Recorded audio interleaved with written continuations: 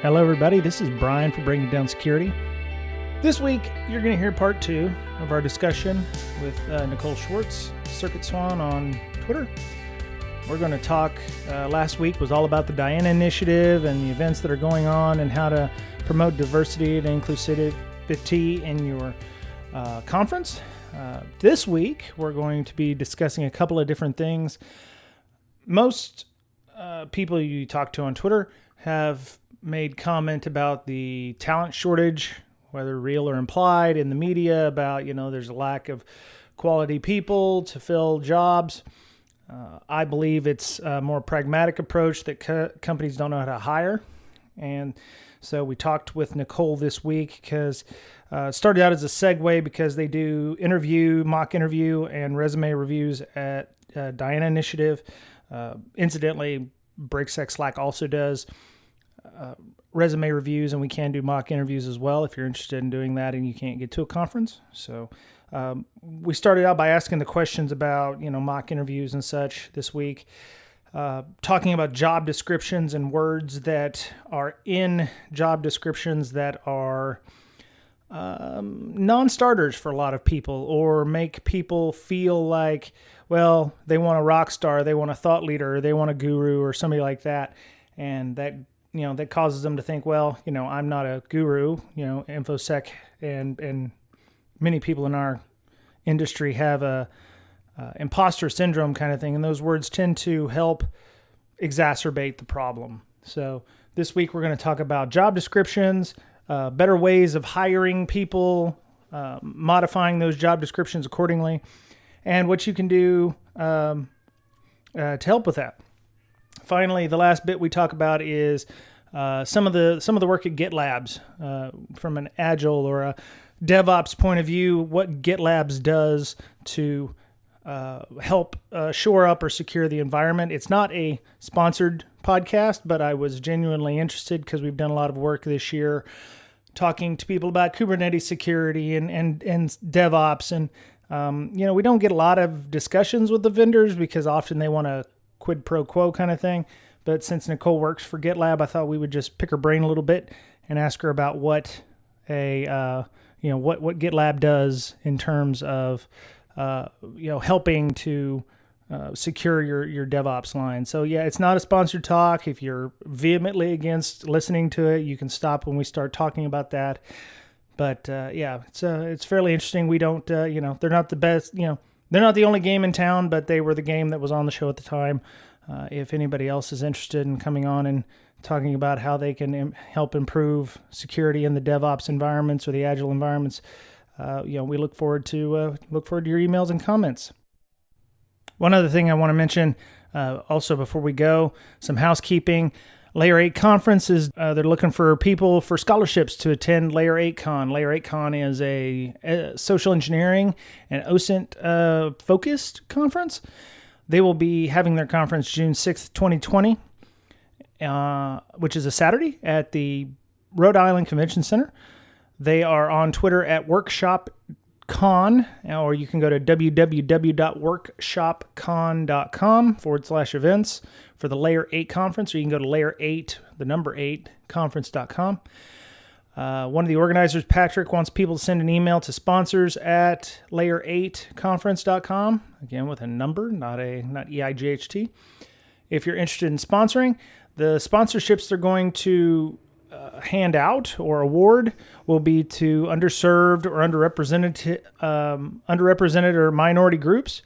If you send a tweet to WorkshopCon with the hashtag #SendMeToLayer8, number 8 again, they'll select folks from those tweets, and you can get a ticket to go to Layer8con. So that's pretty awesome. And also, I keep adding the one more thing. I'd like to thank Michael K. For donating to our Patreon. He helped us out by, giving us a little bit every month from the tip jar. Into the tip jar for hosting fees, the effort and time to put out a podcast, to record, to do this intro, for instance. This is about take 4 of the intro right now. Matter of fact, I'm redoing it on a Wednesday morning because I listened to it from Tuesday night and it just wasn't good. So it does take time and effort to do that. and I appreciate Michael for helping us out with that. So, all right, on to the show. That was it for this week. I'm going to go ahead and let the show get started. And for the U.S. folks, have a happy Thanksgiving. And for the rest of the world, have a happy Thursday and Friday. So we talked about the career area. We talked about, mock interviews, which I don't ever know if my mock interview with somebody is actually doing them any good, but they tell me that it is, but I don't know. So something I heard, I went to TAG Northwest, which is Technology Alliance Group Northwest. It's a conference that's been going on apparently up here for the last 3-4 years. They invited me to speak. My next question was really, and why? And because they wanted me to come and talk about community building, which I've done 1 or 2, and meetup and the Slack. One of the talks that I had heard was from a person who was talking about job descriptions and how and apparently this is a huge thing. The job descriptions, depending on the words that are in it, can be off-putting for folks. And I just wanted to talk a little bit about that. There's a couple of links in our show notes for that. So, one of the things that came up was rock star was something that was considered a gendered word. So there's some that are considered gendered, but there's also some that are considered over the top. Mm-hmm. And so if you take anyone with a little bit of do I belong, which I'm sure most people at some point have had. We all see everyone melting down on Twitter about, do I really belong here? Or am I an imposter?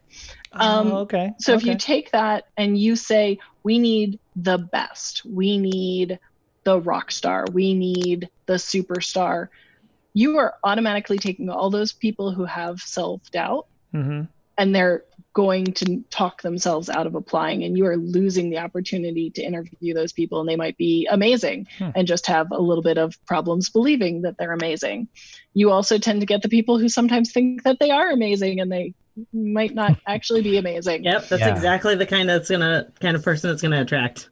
And so it is best to use, and there's a couple different ones out there, but use a gender decoder / job wording reviewer. There's apps out there that are paid and unpaid, and they'll help you find some words which do tend to, at least, now here's the thing, most of the studies that I've seen, if anyone reads, and I'm sure you can stick it in the show notes, my Women in Technology talk that I gave at Diana 2018, I have a lot of resources linked in there, and some are studies.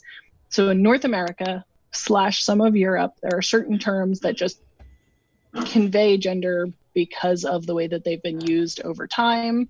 Not that they are gendered, but that because of the biases everyone has from the way that they were raised, you immediately feel this is a more masculine role or a more feminine role. And people won't even realize it, but they'll be less inclined to think they fit that description if you have a strongly male or strongly female bias to the wording.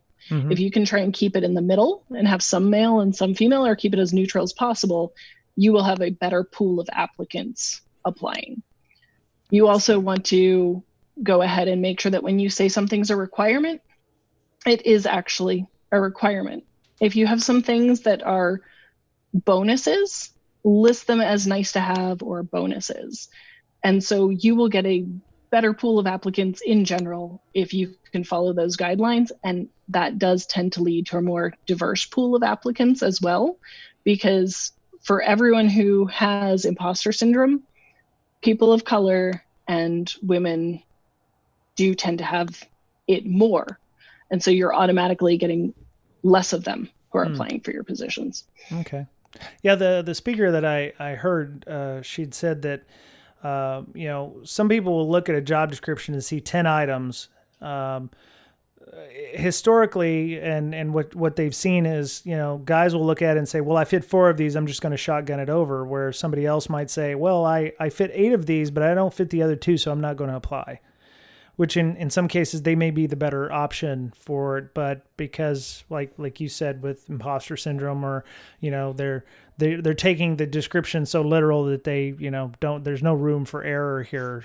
They don't think it'll make it past the HR screen or what have you, that they don't apply. So must have a college degree. Which there's a hack to that. If your company or local, or you can afford it, will cover one course, just take one course a year.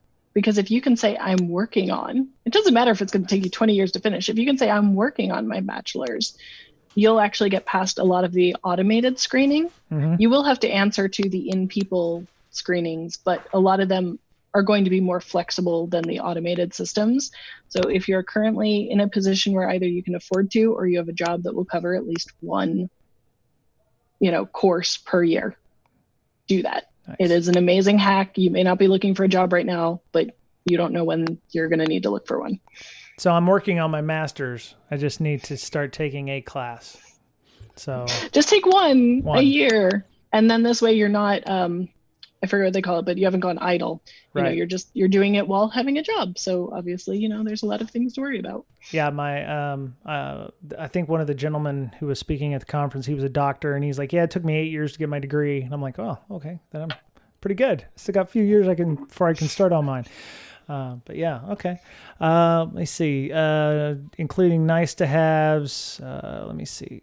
See, I don't attach gender to ninja. I assume that most ninjas could kick my ass anyway, regardless of gender or genderless. So, they're in all black clothing. You can't see their faces. That's right, and there were pirates of all genders in old timey days too. So let me see. Avoid using corporate speak and jargon, KPIs, procurement, SLAs, P&L, and so on. Well, those are mostly management terms, if I can be honest. But well, even for example, if I wanted to talk about a data lake and I just said and secure data in the lake or whatever, I should be a little more specific. I'm looking for someone specifically with Spark and Hadoop. Right. You should be specific to what you want. Otherwise it is your own fault when you get a whole bunch of resumes that are not at all what you wanted. So specific, clear, avoid acronyms, which is really great for all text communication anyway, whether it's a job description or not. Very cool. Okay. Call out any inclusive benefits like parental leave or childcare subsidies. That's pretty good. This was from business.linkedin. So that was a pretty good example. It makes me want to go back and look at our job descriptions in my office and see what we're hitting with regards to any words that are buzzy. This is great because I never thought of wording your job description in such a way that you don't get candidates who think very, very highly of themselves. That's the kind of people that I don't want to work with. People who think more of themselves than anyone else. And I feel like sometimes people make those job descriptions and they think like they're being clever or funny and don't realize that you're going to people that don't realize that, or they may actually think that they need a rock star. Yeah. The rock star thing. I got hit by a PR company that wanted one of their people to come on the show, and he was a rock star thought leader. And I was like, yeah, that's 2 strikes. And blockchain. Okay, strike 3. Anyway, so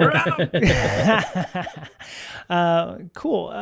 So and to your point about benefits, there are a lot of companies who will say, we hire diversity. And then when you go look at their advertised benefits, it may be only a maternity leave. There may be no paternity leave, which you're not being very inclusive, are you? Are you including it if someone adopts? Right. Or is it just for, natural birth? There's so many things that you will out yourself as not being a great company for a diverse set of humans by just looking through your benefits. Yep. There's a company that up here in the Seattle area that also does things like adoption fees. They'll pay for the adoption fees if you're wanting to adopt a child as well, and then give parental leave to go spend time to bond with said child, which is pretty awesome. So I would say if you know, if you're HR, see the problem is it seems like HR people need to hear this podcast because InfoSec people, some of them get it. And, you know, CISOs out there, you know, they're trying their best to find people, period. But so at least in my experience, I have always been able to, as a hiring manager, go to HR with a job description and say, this is what I'm thinking, you know, can you do the tweaks that you're going to do and let me see it before you post it? And then I'll talk through, if they add things I don't like, I'll talk through specifically why I don't like them. In some cases, they're literally grabbing it boilerplate from some other department within the company, or some other thing that they saw on a job posting board. And they're like, well, everybody else with this job has that. And it's like, well, this is why we specifically don't want to be just like everyone else and have it as well. And so sometimes having that conversation and educating them, or maybe sending them this article when you send your revisions, is helpful. Like, they would like you to get the people that you want to hire so that they don't have to keep calling 50 billion people all the time. And so if you can explain clearly to them why and give them the articles and tools that you're using, they're usually pretty cooperative. And especially, there's a bunch of great talks by Krenner and yes, it's Kathleen about from kind of a corporate perspective of why volunteering at information security conferences is something you should encourage your employees to do, and why it's something you as an employer should like see as a good thing on a resume, and other tips and tricks. So sending videos of that maybe over to your HR people. Cool. Yeah, I'll make sure I talk about requirements and nice to haves, because I see a lot on job descriptions where they'll say, hey, this is required. And then I don't know the words they use for nice to haves. It's mainly such and such as a plus, or whatever. Do you want to to list those nice to haves and separate them from requirements, or is the nice to have kind of implied based on the requirements? So I've always gone for more clear than not, just because as someone who's a bit aspy, making things ridiculously clear makes my life easier. And I feel that other people the same.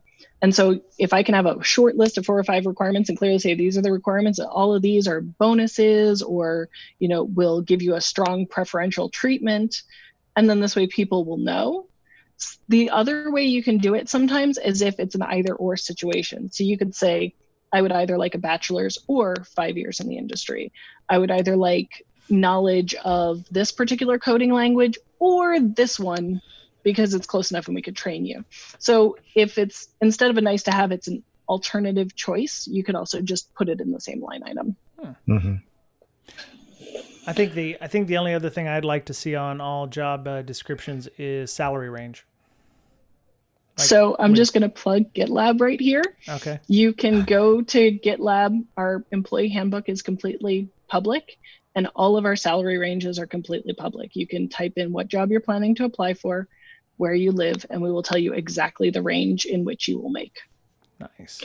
See, that's a tough one, because I think that women in general tend to move towards the less risky, and they'll say a lower salary range and not take that risk to saying a higher one, because, okay, you might be discounted from the very beginning outright and there's no room for negotiation, right?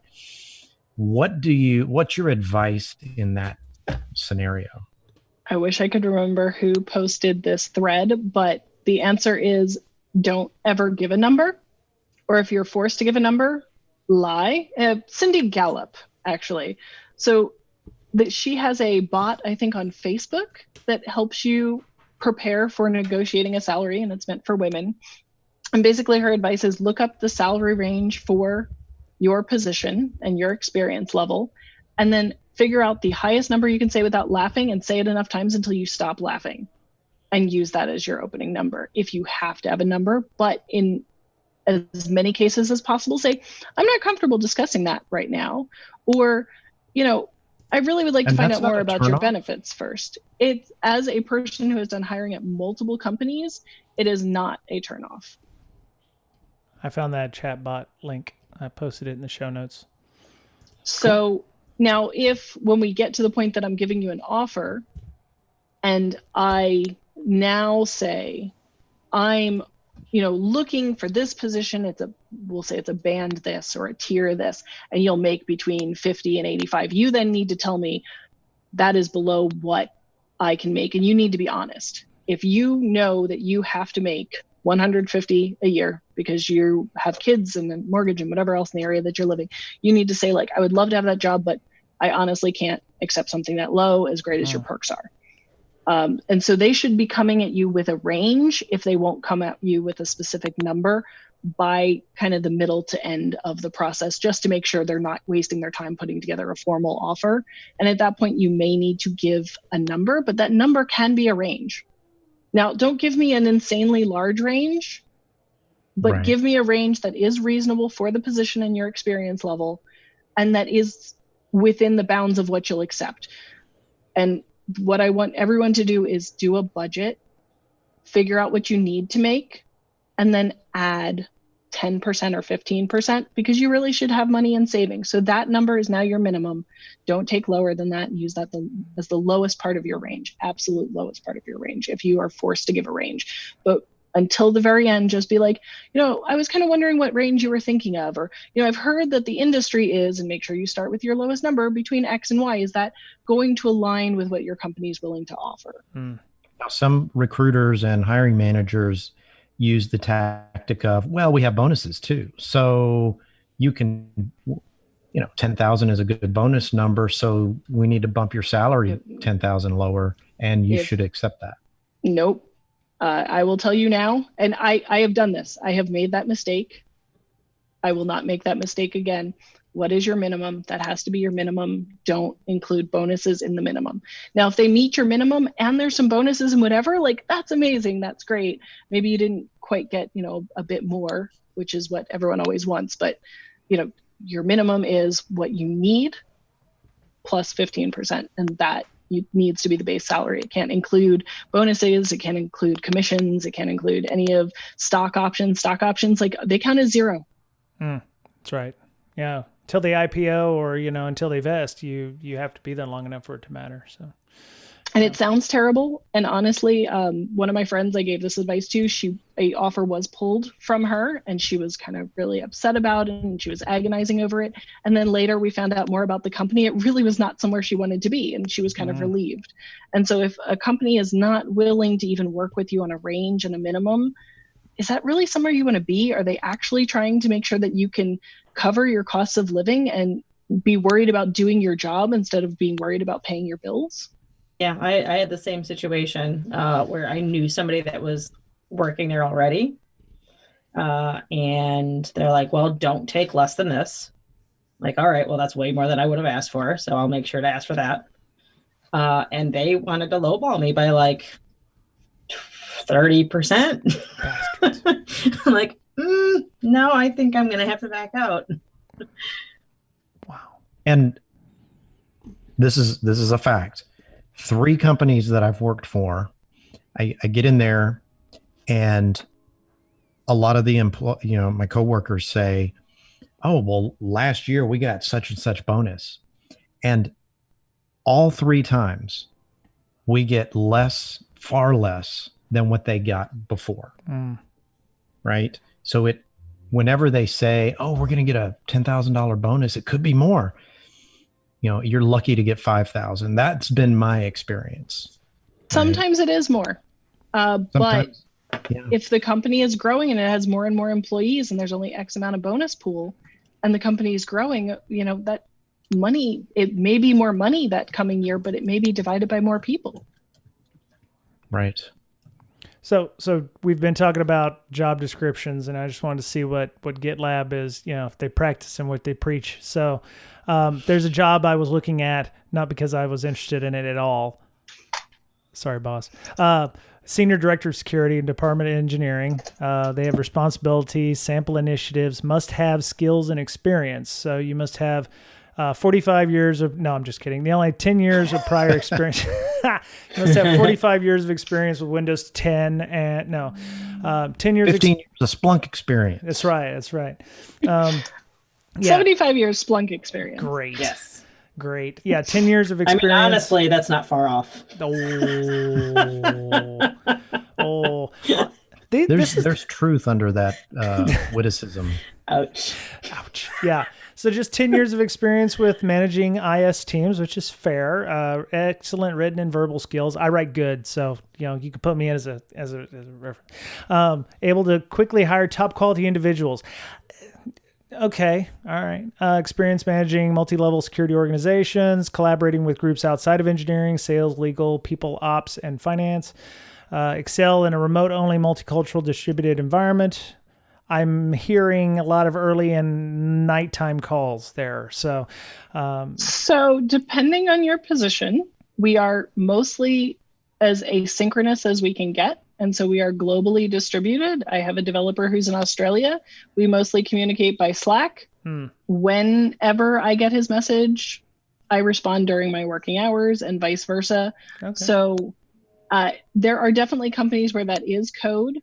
And I 100% think that if you see those things, you should investigate and talk to people who work there. So in our particular case, we try to mitigate it by always making sure there's not a sense of urgency. Right. Unless someone specifically says this is an emergency, you must respond. It is assumed you can respond during your working day. Yeah. What I found interesting was you have all of the people skills as the must-haves, at least, and that makes sense for senior director of security. And the nice-to-have skills is all the technology stuff. Working knowledge. Technology changes. Right. Yeah, so you've got SaaS experience, experience with customer scale services, deep open source or OSS experience. So all of the technology and software and all that stuff. Government clearance would be nice. I used to have one. I don't have one anymore.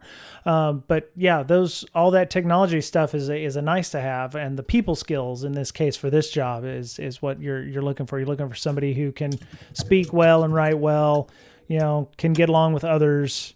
Be able to work remote only, which I've done for the last 3.5 years before I started working in my current job. And then having some skill, and really the only real technical thing is the compliance stuff. So that's a really nice one. I mean, I don't see any reason why, somebody with any manager experience and, would look at the must-haves and go, yes, I could definitely apply for that. So that's nice. We do try, and we actually occasionally catch ourselves not succeeding and call each other out and fix things. So yeah, I really like that people are trying to actively keep us aligning with our values of transparency and being honest. That's cool. Yeah. So speaking of GitLab, gonna segue over here just for a real quick moment. They're not paying us for this, but we do a lot of stuff with Git DevOps. We've talked about Sec DevOps quite a bit this year with Kubernetes and with Ian Coldwater and Jay and them. What exactly does GitLab do? So we do a little bit of everything. Okay. Is the short answer. The slightly longer answer is, if your development team would like to use us as your DevOps pipeline, we can help you with managing your bugs and issues, which is our plan stage. Then we'll help you be your repository, which is our create stage. So write your code, collaborate on it. And then we'll help you to test and deploy that in our CI/CD stage. So we've got something that'll help you do automatic regression testing. We've got security testing, and then we'll help you deploy. And that's our release stage. And we've just kind of hatched our baby new stage, Defend, which is my partner team. And it is a very fun group of individuals. We're trying to do WAF and container network storage and everything. So since we know a lot about your deployment, we also want to help you monitor and protect that deployment. And so my specific group in there is the security scans. And we've got SAST, DAST, dependency scanning, license, compliance, secrets detection. And the whole goal of GitLab, so all of those little pieces, is that it should be one login instead of 50 billion logins to do your workflow. And not only should it be one login, but in a smooth flow throughout, but it should be as boring and easy as possible. So you're thinking about the work you're doing, not how to get the system to do what you want it to do. Okay. So it's more automated than a Jenkins or something like that, then, is what you're saying.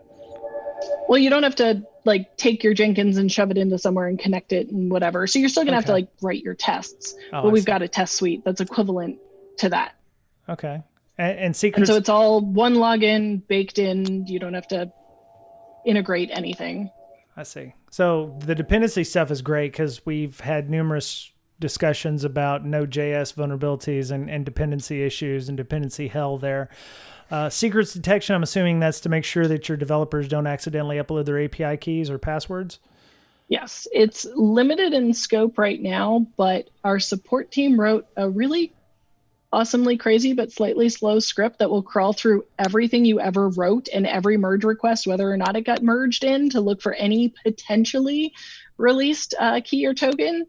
And so we're considering putting that in as an alpha, just because it does take a while to run. And then if everybody is enjoying it, clean it up and make it a little bit better. Hey, and Mr. Betcher, they have a free tier there. So, you could set up your CI/CD pipeline for LogMD. They got static analysis tools too. So right now for the free tier, our security scans are not included. Oh. That will change in the next few months. Our SAS scan will become part of the free tier.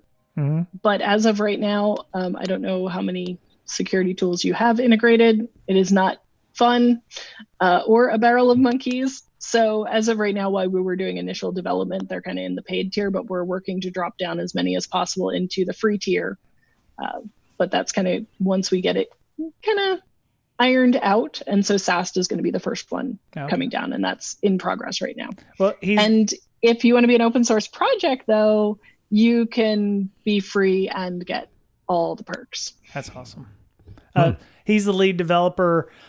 He's also the lab manager, and he brings donuts on Fridays. So he's got a lot of hats. So if we could get him on the free tier, that would be best, I think. So. And you can run the free tier as a SaaS or on-prem, depending on your need for control. There you go. Very nice. Love on-prem. Weird. You guys want to talk about resumes? A little bit. What's our time look like? Let me see. Yeah, we're at an hour. We can go a little long. All right. Okay, resumes. What is it? I just wanted to add a little spot. What is there. A resume? How does one write a resume? So it sounds like it's in reverse though with resumes. We were talking about the job description stuff, having certain words that are off-putting. Do you want to not do the same thing in your resume?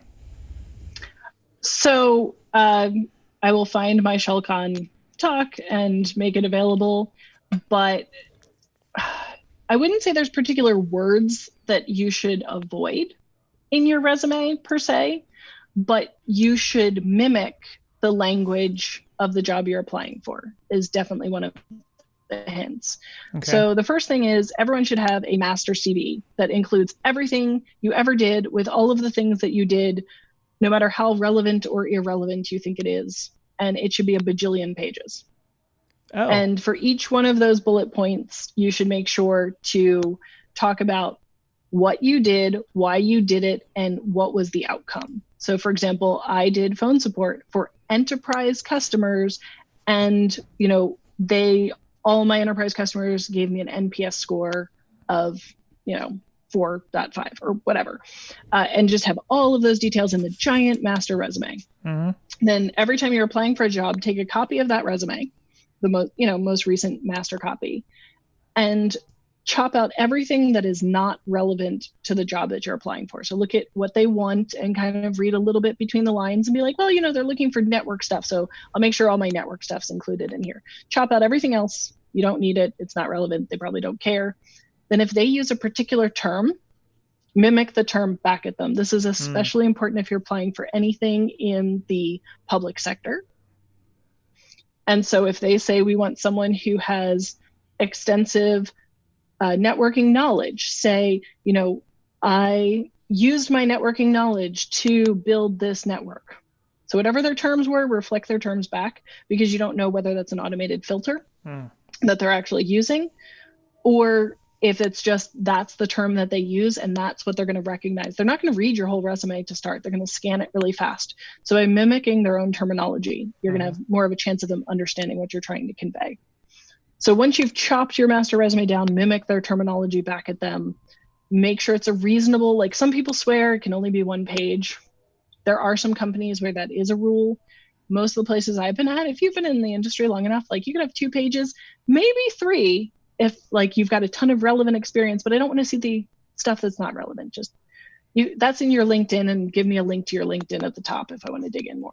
How far back should one go on work history, especially if it has meaning? Like, let's say you've been a PM for 20 years. Should you put all of your PM 20 years worth of experience, or just say more can be found here? So in your master CV, yes, have all of it. Right. In your summary, if it doesn't fit into like a reasonable 2 pages, you can definitely add a line and say, I also was a PM at X, Y, and Z through this year span. So you can kind of give them a hint.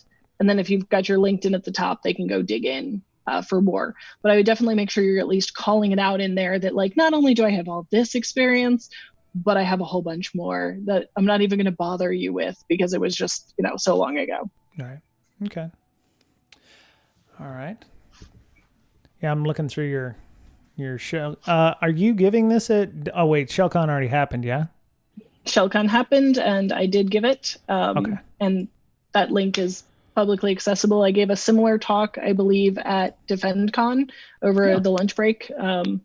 It was slightly shorter, but similar content. Okay. The resume villages and mock interviews and all this kind of stuff definitely, I think, is needed more at conferences. It seems to be something that people struggle with all the time. Right. And lots of people I will admit, look past it. I struggle with it and I give advice, and it is so much easier for me to look at somebody else's resume and rip it to shreds. Yes. And then when I look at mine, I'm like, I don't know what to do. Mm-hmm. Yeah. I love on your slide 12, it says have a your face boring photo. So obviously I can't have my spring break photo where I'm getting a tattoo or something. And okay. Note taken. I've been working with a friend of mine on Slack looking for a position. He is very talented. He just doesn't have a lot of experience in InfoSec, and he's not the only one. I've talked to a couple of folks who have been trying to break in InfoSec, and it's the one thing I try to stress to them is if they're in IT and have any experience with IT, they're doing security. It's just how you frame your experience in a security, point of, area. So, if you are doing Active Directory and if you're provisioning users, you have to do role-based access controls, or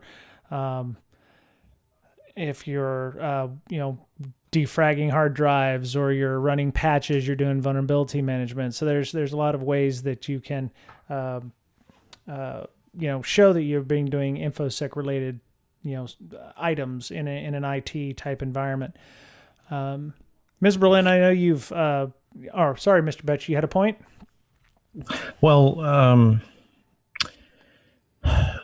CV, right? Mm-hmm. I've never heard of that before, so I had to Google it. Curriculum vitae.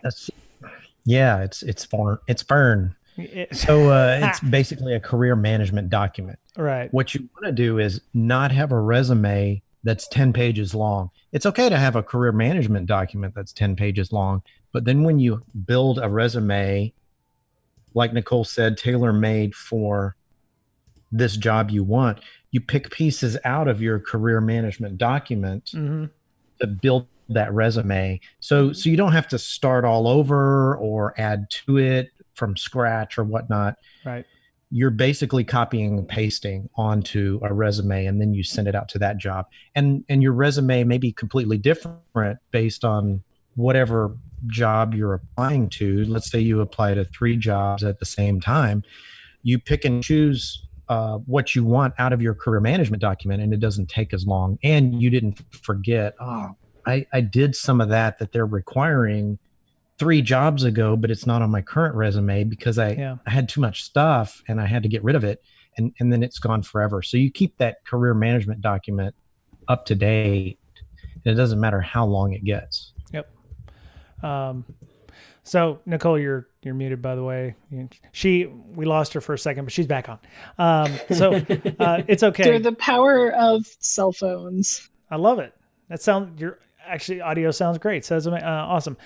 So we were talking about how to frame things. So if you're in IT, you've been doing security, you just have to know how to frame it.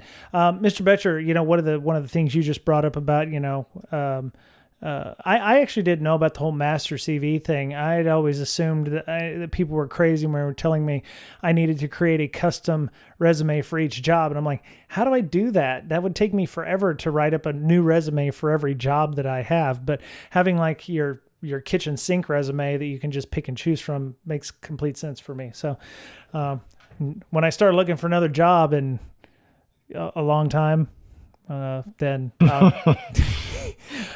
you will now be ready. Exactly. I just tell people I'm on this podcast, and then I don't need a resume. Now that's a filthy lie. That people turn away when they hear that. Flat out say, nope, never mind. Nope. Denied. Do not pass go. Do not collect 200. Okay. So a pet peeve of mine when I read resumes is that most people don't understand the difference between accomplishments and responsibilities. So I read a resume and all it's got is responsibilities on it. Mm-hmm. Now it sounds great on the surface, but you could have been the worst possible employee at that job and just list all the things you were responsible for. And it sounds okay. Failed doing. Right. Yeah. And so me reading that resume, I'm like, what did you actually do? Nothing, moving on. Right. Yeah. The other one that I've seen, and I saw that at a couple, I actually did a couple at TAG as well. Somebody was like, hey, please look at my resume. He was a college student, and he had opinion words, like, energetic self-starter, I'm influencing, people at my school. I'm like, are you? If those opinion words are great, And I feel like it's hard though when you're first starting out and don't have experience. 100%. You're really trying to pad your resume with stuff. Right. That's like when I see people that have a 2-page resume, and tell me if you agree with this or not, because I'm really curious. They have like a 2-page resume and they still include a paragraph like about themselves or what they're looking for, or the paragraph that I always skip over because I don't care what's in it. Wow, man. Hard interview. I usually tell people to leave that out because I just want to know, like, it doesn't include any information that you're not going to tell me if you get the interview, and that's not going to help. I've never made a decision to give somebody an interview based on that little paragraph. I think for me, it would depend on the length. Like if you're giving me a sentence that's actually specific and not fluff, right? Like, I have always enjoyed project management, and I'm super excited to check out the telecom space. Whatever, like short, specific, and relevant to the position. Like, I'm like, okay, cool. They know exactly what they're getting into. They haven't just given me a generic resume. But sometimes, you get like a little mini life story, and I'm like, I'm not sure what I'm supposed to do with this. Right. Yes. Yeah. Yeah, I don't want to know that you went to Mexico or, you enjoy world travel necessarily in the very much your goal. I want to be able to work and travel the world. Okay, well, maybe you just take the world traveler bit off. I mean, we do have a fairly generous vacation package, but, doesn't tell me much other than, you like to travel. So, I appreciate people, talking about themselves in a, because it saves me time having to OSINT them or whatever. I like to know if they've spoke at a conference or if they've been to Abu Dhabi or, been someplace interesting, but not necessarily being on the first page, the one thing that gets me, and I've seen a couple of these, was the military resumes, like somebody who's getting right out of the military. I can see those things a mile away, and I'm like, oh God, they really fucked you over, didn't they? They need to. They need to. It depends if they're going into, trying to get a job in the public sector. Yeah. TAP TAP is the program you go to when you're getting out or you're separating from the military.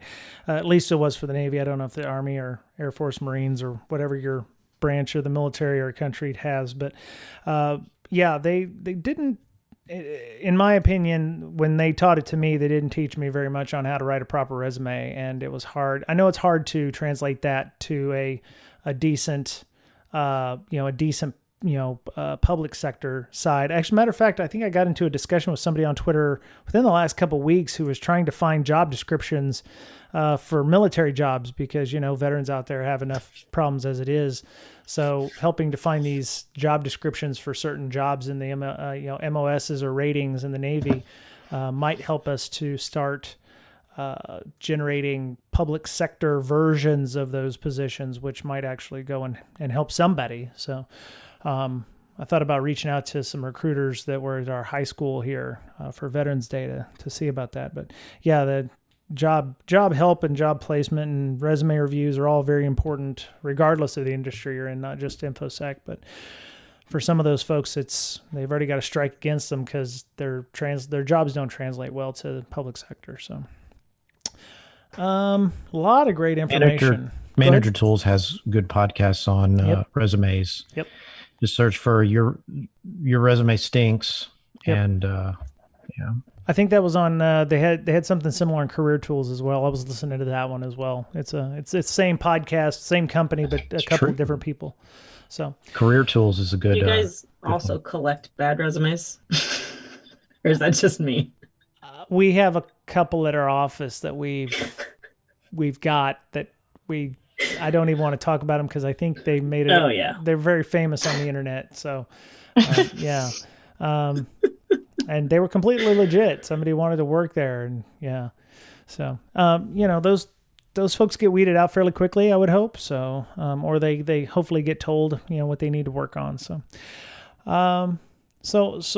Circuit Swan, how are you going to be speaking anywhere else in the near future? Are you going to be at SHMU? Are you going to be at I am hopefully submitting to SHMU tomorrow or the next day. Nice. About tuning. Because a large question that I was getting as a result of my last talk was, okay, that's great. I've got people to turn on scans.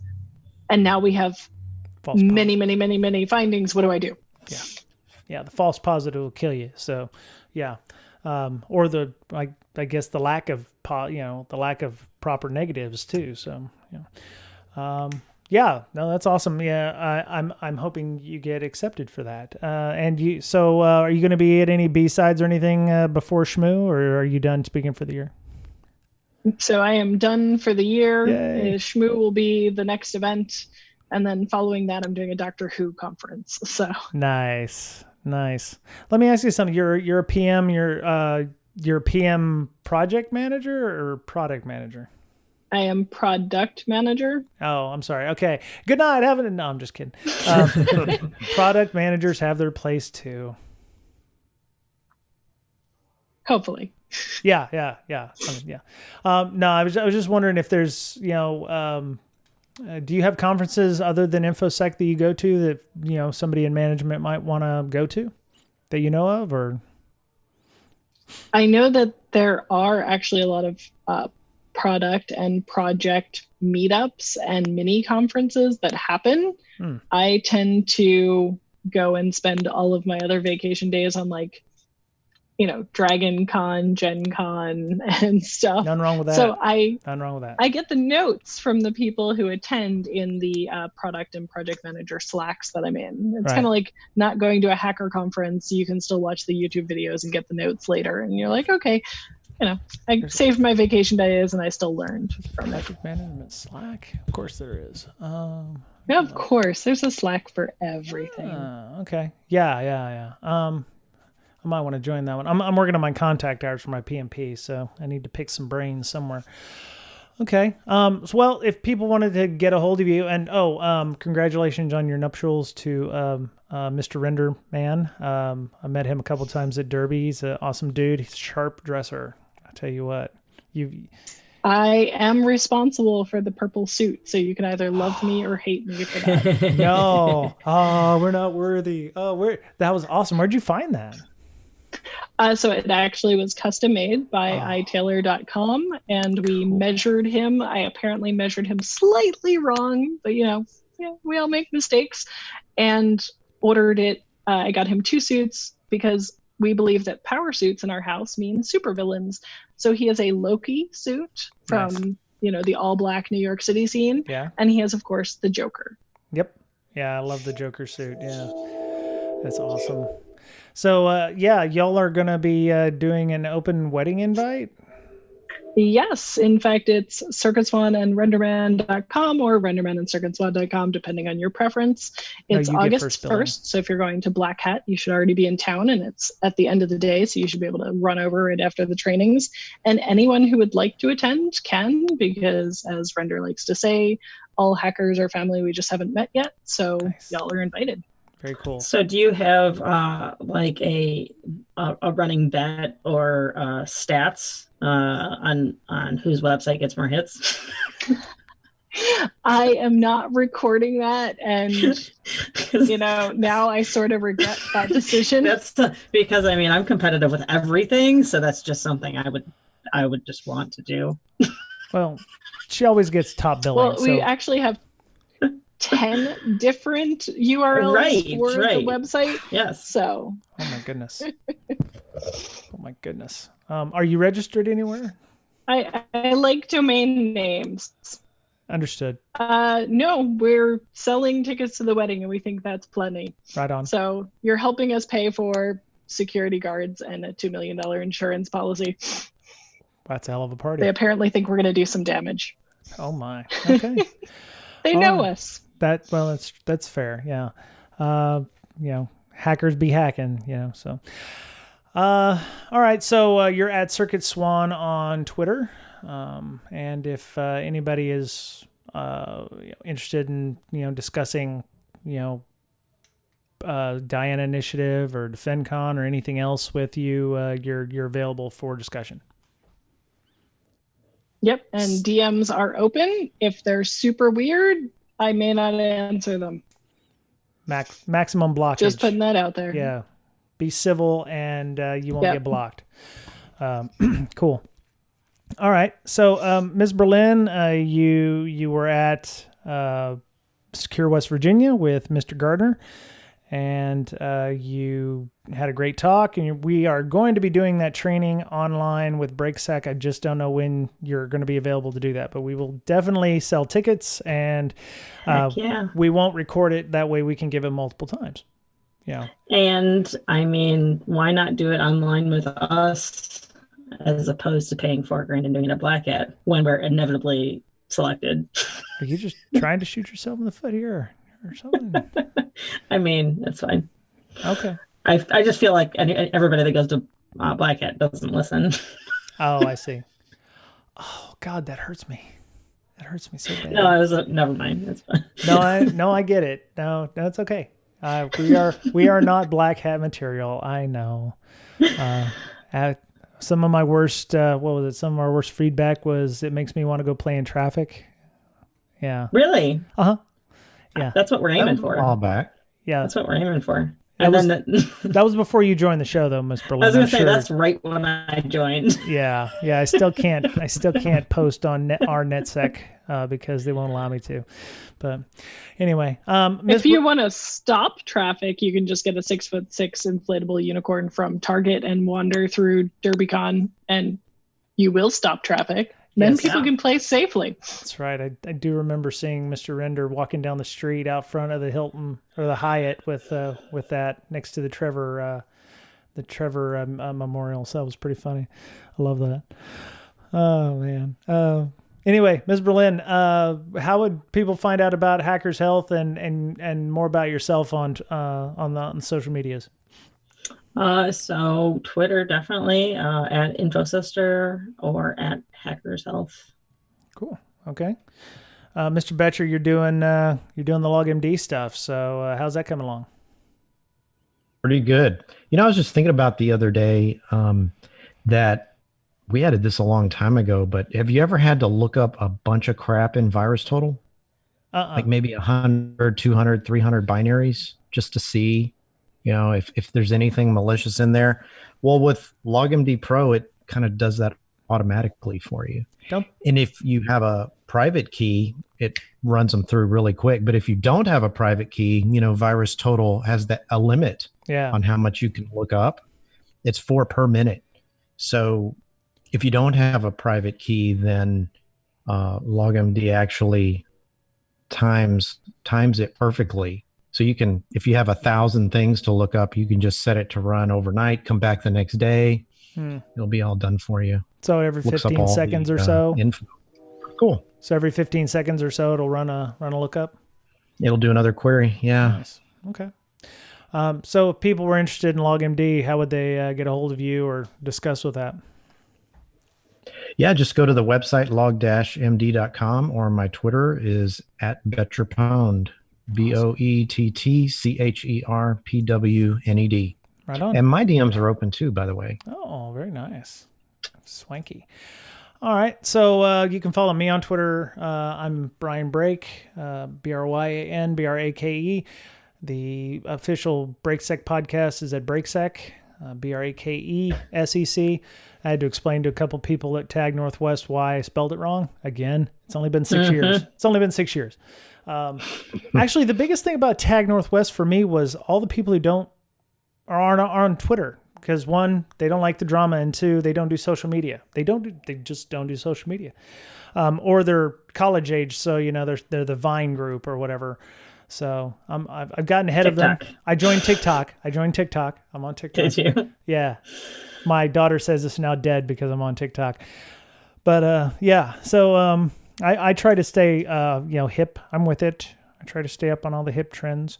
But yeah, so been checking out social media. Apparently there is an InfoSec TikTok. I'm not sure how that works.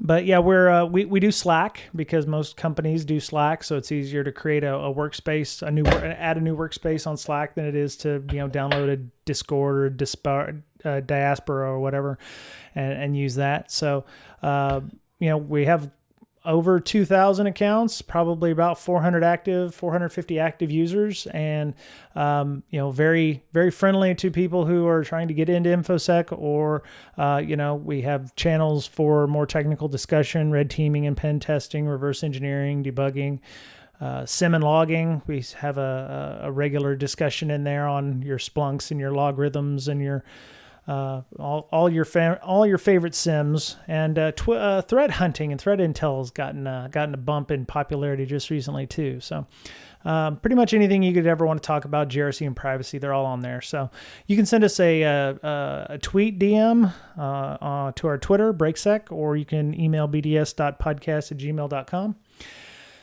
YouTube channel. We have a YouTube channel. This show will be up on YouTube. Libsyn does a good job of posting that up for us. We're on iTunes.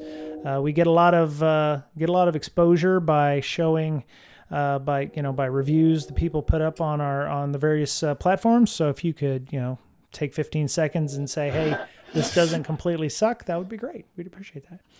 We're on pretty much everything. We're on Spotify, iTunes, Google Play Store, iHeartRadio, SoundCloud. I just submitted us to Pandora, and we're on Player.fm, Stitcher, TuneIn Radio, and yeah, you can check us out over there. Thank you to our patrons for their support. Helps out with hosting, time and effort building community. And yeah, we appreciate everybody who donates money every month to help out with the show. And there's still plenty of shirts on our TPub store. So if you go to brakesec.com/store, you can find Miss Berlin's face on a t-shirt. And our logo. And our logo. The important one is Miss Berlin, though. So I think you keep on just scaring people off by telling them it's just my face on the store. Well, one of these days you're going to catch on. It's novelty. It's not. I have one now. Well, you probably need a different shirt now because your face don't look like that no more. So you are correct. I need better pictures. You're all diesel and everything. You're all swole up. You're all swole. So. All right. Well, I think we've talked enough this week. Nicole, thank you for joining us, and hope your Thank wedding you for having me. I hope your wedding is everything you have hoped it would be and more, with plenty of unicorns and glitter. And that's what you needed $2 million for, is clean up all the glitter when you're done. Mm-hmm. Yeah, because we all know how hard that is to get out of carpet. I don't actually. Is it difficult? Yeah, I imagine so. Anyway, yeah. Is that the 10 out of Yep, yeah. That's the train. Yep, mark that off your bingo cards, people. All right, well, that was it for this week on the Breaking Down Security Show. Have a great week. Be kind to one another. Take care of yourself, because you're the only you have, and we'll talk to you again soon. Bye.